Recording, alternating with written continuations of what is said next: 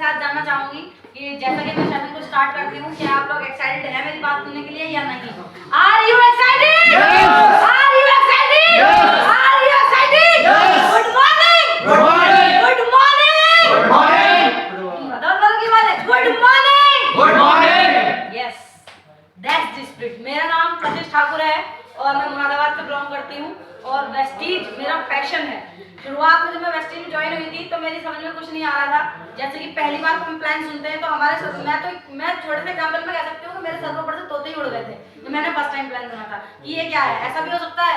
लेकिन फेस करने में थोड़ा समय जरूर लगा, लेकिन जब हम किसी फील्ड में कदम रख देते हैं और दिन पर दिन इसकी नॉलेज होती रहती है तो हमें इसकी जो है इसके बारे में जानने के लिए हम सीखते रहते हैं, क्योंकि ए से जेड तक एबीसीडी एक दिन में नहीं आती है। जब भी हम स्कूल में जाते हैं मैम हमें सिखाती है, फिर बी फिर सी, तब जाकर के हम सीख पाते हैं। कई बार क्या होता है, शुरुआत में जब हम नेटवर्क मार्केटिंग को ज्वाइन करते हैं तो हमारे सामने बहुत सारे ऐसे चैलेंजेस आते हैं जिसकी वजह से हम डिमोटिवेट होकर घर पे बैठ जाते हैं और सोच लेते हैं यार मेरे उसकी बात नहीं, मुझसे नहीं होगा। लेकिन वही इंसान नेटवर्क मार्केटिंग में सफल हो सकता है जो टिका रहे, जो उस काम को प्रॉपर्ली करता रहे। और चैलेंजेस हमारे सामने क्या आते हैं, थोड़ा सा दिखाया हमने किसी को प्लान, उसने कर दिया मना, हम डिमोटिवेट हो गए। ट्रेनिंग में किसी को इनवाइट किया, 10 लोगों को हमने कॉल करी भाई संडे ट्रेनिंग है आना है, कोई नहीं आया, हम अकेले तो आएंगे। लेकिन कई बार लोग ये सोच लेते हैं यार 10 लोगों को फोन करा, एक भी नहीं जा रहा तो मैं भी नहीं जा रहा। सपने आपके हैं, बिजनेस आपका है, आपको करना है तो आपको आना पड़ेगा। और वही वाली बात है कि जिनमें अकेले चलने के हौसले होते हैं एक दिन उन्हीं के पीछे काफिले होते हैं। पड़ेगा, आपका बिजनेस है, ये मत देखो। पहले शुरुआत में जब मैं मिड टाउन क्लब में ट्रेनिंग हुआ करती थी लगभग 1 से 1.5 साल पहले, तो मिड टाउन क्लब में जब मैं फोन करती थी बैठ के, मैंने 50 कॉल एक दिन में किए, 100 कॉल भी किए और कई बार एक बंदा मेरे साथ नहीं आता था, लेकिन मैं प्रॉपर जाती थी। अगर मैं वहाँ प्रॉपर न जा रही होती तो यहाँ पर खड़े होकर मैं आज ट्रेनिंग में दे रही होती और आप सब लोग यहाँ बैठे होते। तो उसका रीजन है कि प्रॉपर टिके रहना है बिजनेस में और करते रहना है। चैलेंजेस जैसे कि हमें आते हैं जिससे कि हम डिमोटिवेट हो जाते हैं, उसी के ऊपर मैं आप लोगों को एक स्टोरी सुनाना चाहूंगी। क्या आप लोग एक्साइटेड हैं? क्या आप लोग एक्साइटेड हैं? Are you excited? यस। तो एक स्टोरी में थोड़ी सुनाना चाहूंगी जो चैलेंजेस फेस करके हम डर जाते हैं उसके ऊपर ही सुनाना चाहूंगी। एक जो पत्थर तोड़ने वाला होता है ना, वो इंसान था जो पत्थर तोड़ रहा था बैठ करके, लेकिन वो जिस पत्थर को तोड़ रहा था वो पत्थर रोने लगा। फोकस होकर सुनना इस ट्रेनिंग को, वो कहानी, इस स्टोरी को। वो रोने लगा पत्थर जब वो पत्थर को तोड़ रहा था। वो बोला मुझे दर्द हो रहा है, मुझे तकलीफ हो रही है, मुझे मत मारो, जो पत्थर तोड़ रहा था। तो उस इंसान ने कहा कि आपको पेन हो रहा है? तो पत्थर ने बोला हाँ मुझे दर्द हो रहा है, मुझे मत तोड़ो। तो उसने कहा चलो ठीक है।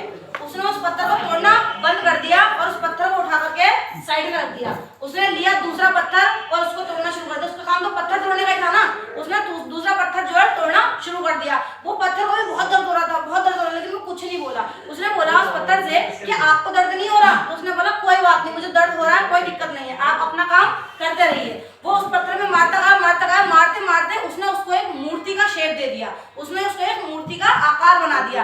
फिर उसकी दुकान पे एक कस्टमर आया और वो कस्टमर आके उससे बोला कि भाई साहब मुझे ये मूर्ति दे दीजिए। तो उसने उस मूर्ति को उसको दे दिया। तो वो जैसे चल रहा था मूर्ति लेकर के, उसकी नजर उस पत्थर पर पड़ी जिसने मुझे करा था कि मुझे ऊपर प्रहार मत करो। तो उसने बोला कि यार ये वाला पत्थर भी मुझे दे दो।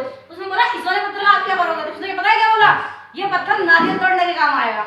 जिसकी वजह से इसको उस पत्थर को भी लेकर के चला गया। जिस पत्थर ने चोट सही थी, तकलीफ सही थी, उसने उसको विराजित कर दिया एक मंदिर के अंदर। और जो तकलीफों से डर रहा था, जिसको जरा सा दर्द सहन नहीं हो पाया था, सारी जिंदगी उस पत्थर के ऊपर नारियल फूटे। इससे क्या सीख मिलती है इस स्टोरी से? इस स्टोरी से ये सीख मिलती है कि जब आप नेटवर्क मार्केटिंग में आते हैं, बिजनेस में आते हैं, तो कई सारे प्रभाव आपके ऊपर होते हैं जिसमें से लोगों की ना आपको फेस करनी पड़ती है। इस बिजनेस में याद रख लेना, जिस दिन आपने 10,000 ना सुन ली ना, इस बिजनेस के अंदर 1 लाख पर मंथ की इनकम होगी आपकी।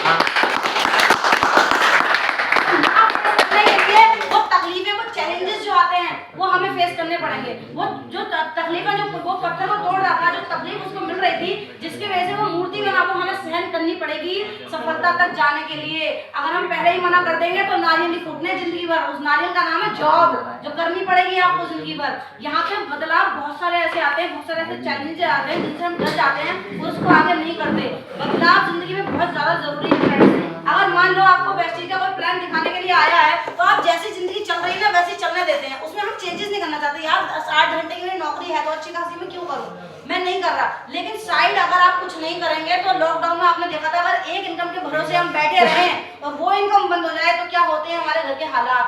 तो साइड इनकम सोर्स होना बहुत ज़्यादा जरूरी है। दूसरी इनकम, एक इनकम हमारे घर में ना भी आए तो दूसरी इनकम से हमें पैसा आता रहे, जिससे हमारी फैमिली को कभी भी अनसिक्योर फील ना करना पड़े और ऐसा ना हो कि हमारा घर चलने में हमें दिक्कत आए। तो चेंजेस, बदलाव बहुत ज़्यादा जरूरी है।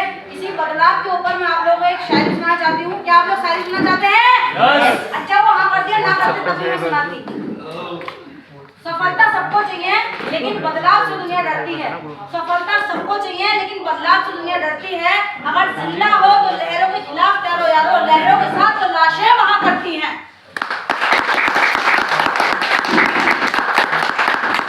जैसे कि आप लोग इस सेशन में आए, सेशन को देखा, सुना, सीखा।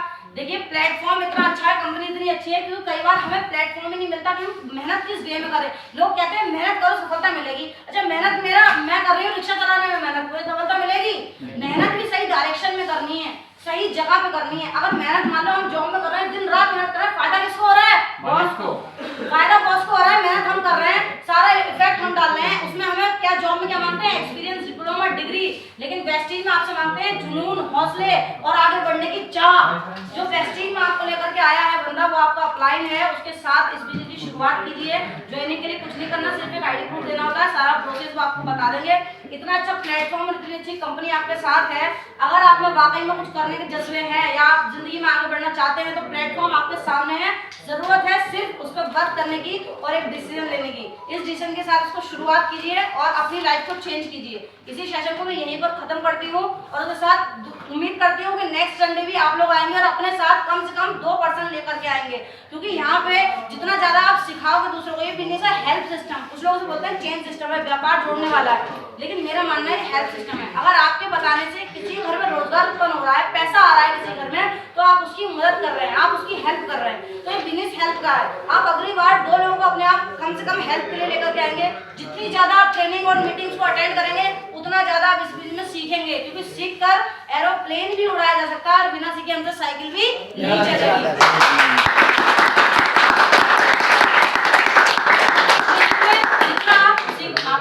इस बिजनेस में जितना आप सीखोगे उतना आप निखरोगे। तो चलिए इसी सेशन के एंड करने के साथ साथ मैं विवेक कौशिक सर को यहाँ पे इनवाइट करना चाहती हूँ, जो इस कंपनी के डायमंड डायरेक्टर हैं, जिन्होंने बहुत ही कम समय में, यंग एज में मुरादाबाद के सबसे यंगेस्ट लीडर हैं। उनको जोरदार तालियों से इनवाइट करके